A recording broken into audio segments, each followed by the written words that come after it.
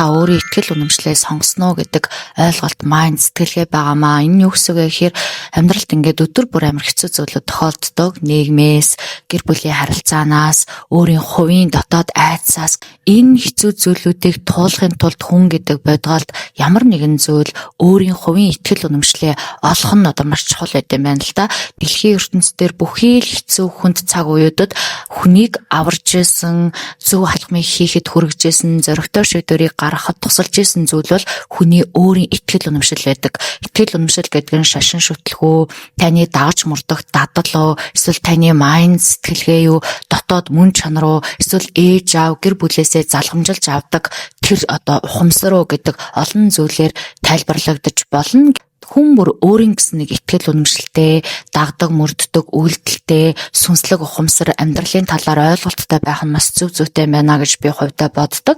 Миний хувьд ч гэсэн өмнө нь итгэл үнэмшилгүй, ямар нэгэн хийдэг сүнслэг дадал зуршил байдаггүй байх үедээ дээшээ тэнгэр хол, доошоо газар хатуу байх үед юу хийхээ мэдэхгүй маш юм бодолж исэн үед маш их байдаг. Тэр үедээ би өөрийн итгэл үнэмшлийн араас аялал хийгээд, хайгаад, итгэл үнэмшил гэж юу юм, шашин шүтлэг гэж юу юм, би яг ямар замыг эргэлзээгүйгээр сонгох ёстой юм бэ гэдэг асуулт надад тулгараад тэр үйлдэлийн араас явж байсан. Итгэл үнэмшил гэдэг зүйл юм хоёр янз байдаг юм билээ л дээ. Бат бих суйртай итгэл үнэмшил, хийсвэр төр зүрийн итгэл үнэмшил гэж.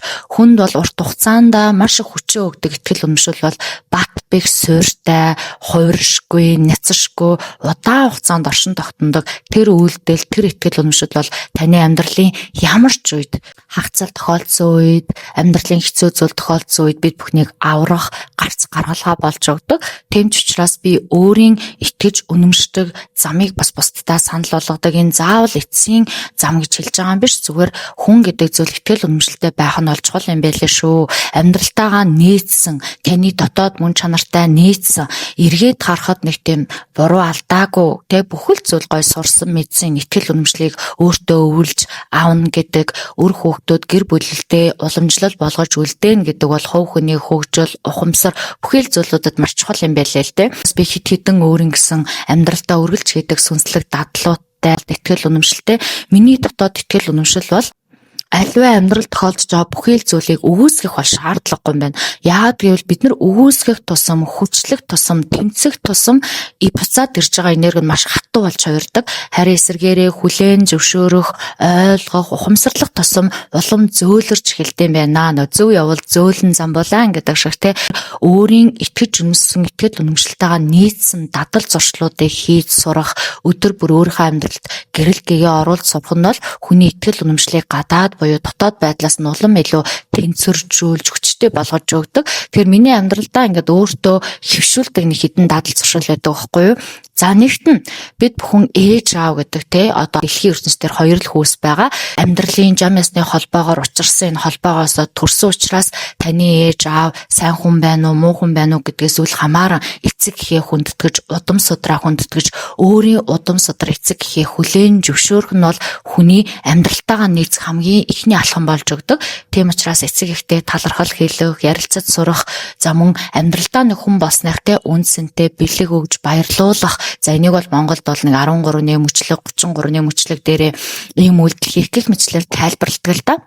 Та өөрийн орлого ашгийг олж байгаа, өөрийн амьдралыг эхлүүлсэн энэ цаг үедээ өөрийгөө энэ дэлхийн ертөнцийн өөрчлсөн амьдрах одоо боломжоор хангасан хүмүүстэй хүндэтгэл үзүүлэн материалог болон сэтгэлийн үйлдэл хийхийг хэлээд байгаамаа. За ингээд удам судраа хүндэтгэе, үүний дараа улс орн нутаг таны багада өсөж торинсон газар, танд одоо хөрш шороогоороо, агаараараа, нар салхиараа бид нарыг тэжээж тэтгэжсэн газар нутаг одоо тэр хэсэг гэж байгаа тийм учраас өөрийн өсөж торинсон газараа бас хүлээн зөвшөөрөх, хайрлаж хүндэтгэх, тэр газартаагаа харьцах, эдээ бодаага өргөж бас өөрийн сүнслэг дадлаг гэдэг зүйлийг хийснээрээ амьдралаа эргэж харах, хэн байснаа, хаанаас эхэлснээ санах нь бол ухамсарыг илүү доктортой болоход тусалдаг нэг үйлдэл байдгийн болов уу гэж би ингэж бодсон. За түүний дараа мэдээж энэ бүхнийг хийгээд эзэмшиж явж байгаа өөрийн сүнсэн бие, өөрийн хүч чадал, өөрийн махан бие, өөрийн эрүүл мэнд гэдэг зүйлүүдтэй мөн урам өгөх, баярлаж талархах, хүндэтгэл үзүүлэх, хүслийг нь биелүүлэх гэдэг энэ тохироо бас бид бүхний амьдралын өөрийн итгэл үнэмшил гэдэг одоо үйлдэлүүдэд ордог зүйл юм байна. Тэгэхээр энийг бас бид нар амьдралдаа дадал болгох хэрэгтэй байна гэж бодсон. За ингээд сүнслэг буюу далд хомсор гэж байгаа бидний нүдэнд харагдахгүй мөртлөө маш хүчтэйгээр бидний амьдралд нөлөөлөд байгаа зүйл тийм үү. Энэ бол одоо шашин шүтлэг байж болж, энерги байж болж, дэлхийн ертөнц хувь тавилан, за таны дотроос гарч байгаа зан характерууд гэх мэтчлэн хийлэг энэ байна гэд харуулах боломжгүй мөртлөө бидэнд өдөр бүр мэдрэгдээд байгаа энэ мэдрэмжүүдээ хэлж байгаа.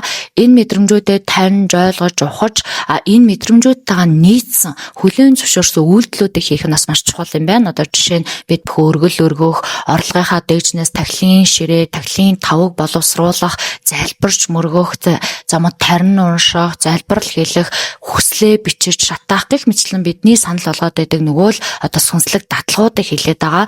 Энэ дадлуудыг өдөр бүр өөртөө тохиолдож байгаа хэцүү бол аз жаргалтай үйл явдлууд дээр итгэлээ алдахгүй, ухамсараа алдахгүй, замаа хазаалахгүйгээр өдөр бүр хийж хөвших нь бол өөрийн тулж байгаа зүйлүүд ухамсартайгаар туулахад тусалдаг ямар ч итгэл үнэмшлгүй хүн юм маш их айцтай байгаад байдаг. Өөрийн айцлсан зүйл, хамгаалдаг зүйл байгаа мó, байхгүй мó гэдгийг мэдэхгүй байх тусмаа хүн өнгөрснөө эргэж харахтай айдаг. Яг одоогийн амьдралдаа багт бих тийм итгэл үнэмшлэн сул байдаг. Ирээдүйд үзэх туулах зүйлээ төсөөлж, зураглаж, төлөвлөж чаддгүй юм байна гэж би ойлгоод байдаг.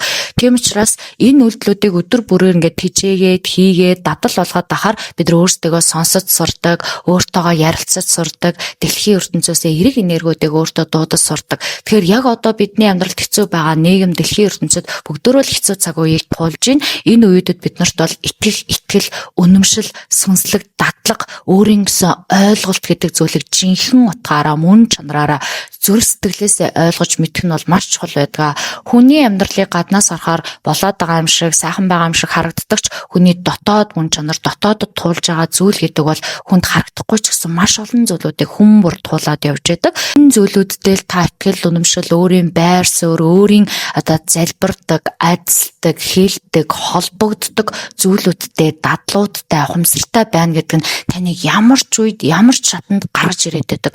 Тэгээ нөө түрүү хэлсэн одоо багт бих биштэй хийсвэр нэг төр зүрийн итгэл үнэмшил гэдэг бол амьдралын туршид таны хамгаалт болж чаддгүй. Хэцүү үед нэг хүмүүс итгэл үнэмшил нэг зүйлийг хийж үзчихэд тэгээд асуудал сайхан болоод ирэхээр орхиод, мартаад, сарниулаад явчихдаг. Гэтэл жинхэнэ итгэл үнэмшил гэдэг бол амьдралын төгсгөл хүртэл тантай хамт байх ухамсарыг хэлээд байгаа, сүнслэг философиг хэлээд байгаа, өөртөөгөө үргэлж дадал болгож, жаргаж явахдаач, зовж явахдаач хамттай байх төр өвлөгдсөн үйлдэлүүдийг сонгогдсон мэдрэмжийг ухамсарыг хэлээд байгаамаа. Тэгэхээр өнөөдөр магадгүй танд ямар нэгэн хэцүү зүйл тохиолдох үед итгэл үнэмшил гэдэг зүйлээ та олоогүй, бодлаад, хайгаад, эргэлзээд, гайхаад явж байгаа бол нэг өдөр ингээд цаг зав гаргаж үзээд, бодож үзээд, за би хэцүү байх үед энэ дадлыг хийжээ, итгэл үнэмшлээ олохдоо би энийг дагжээ, миний амьдралын тулсан замтай энэ майнд, энэ сэтгэлгээ, энэ философи илүү нийцж байгаа юм байна гэдэг энэ өөрийн замаа сонгоно гэдэг бол хүний амьдралын ирээдүг зургалахад маш тодорхой олгож өгдөг, явах зам, урт хугацааны зүйлүүдэд олж харахад илүү тодруулж өгдөг тийм зүйл байт юм бэлээ. Итгэл үнэмшлийнхаа жорыг бол та өөрөө боловсруулах ёстой. Дэлхийд дээр маш олон зам, маш олон дадлууд байгаа. Энэ юунд танд нийцээд байна? Таны мөн чанар, таны авьяас чадвар, таны зан характертай юу нийцээд байна? Юу илүү ойр байна гэдгийг хүн өөрөө найруулж, боловсруулж, хөтөлбөр гаргана гэдэг шиг те ингэж ажилласнараа тэр үйлдэлүүдтэй үнэн ч олон өдөр, олон жил давтамжтай хийснээрээ энэ жинхэнэ итгэл үнэмшил, жинхэнэ судалгаа, жинхэнэ арга зам болж өгдөг. Энэ итгэл үнэмшил юуг ч та холж болно. Гол нь дандаа таны зүрх сэтгэл мэдрэмжүүдтэй нийцж явах хэрэгтэй. Өөрт нь нийцгүй байгаа зүйлүүдийг хүн даахаар, итгэхээр тэр нь айгуу тийм суурьгүй, баталгаагүй, айгуу тийм хийсэр болоод байдаг. Харин өөртөө нийцж байгаа зүйлүүдийг дагаж мөрдснөөр амьдралын өвлөгдөж болох үс дадал зуршил, зөв амьдралын хэм маяг болж өгдөг. Энерги ухамсар гэдэг бол зөв амьдралын хэм маягаас өдөр бүр тэжээгдэж идэг. Буруу итгэл үнэмшил, буруу амьдралын хэм маяг гэдэг зүйл бол хүнийг үргэлж нэг цагт очиод гацааж ядаг, хаалга нь хаагдсан юм шиг үйлдэлүүд тань тохиолдоод байгаа бол та ихтгэл үнэмшлээ тэжээснөө, тэтгэснөө, боловсруулснөө, нягтлж үзснөө, яг жинхнээсээ сонгож чадсан уу гэдэг асуултуудыг өөрөөсөө асуух цаг болжээ гэдгийг одоо танд сануулж байгаа гэсэн үг. Тэгэхээр өнөөдөр та өөрийн ухамсар, өөрийн ихтгэл үнэмшлээ сонголтоо хийсэн үү гэдгээ өөрөөсөө асуугаад үзээрэй. Магадгүй амжаагүй байгаа хүмүүс нь хайж, ирж, судалж, эрэлж, хайгуулж байх энэ аяллаа эхлүүлээрэй. Сонгогдсон хүмүүс нь өдөр тутамдаа үнэнчээр тэр хөтөлбөрөө дагах, тэр дадал, тэр шийдвэрүүдийг өөртөө гаргаснаар амьдрал тохиолж байгаа маш олон одоо хэцүү, дарамттай үйл явдлуудыг илүү хөнгөн, илүү айдастай, илүү хамгаалттайгаар тулах боломж болд юм байна гэж би ингэж үздэг юм аа. Ингээд та нартай амжилт хүсье.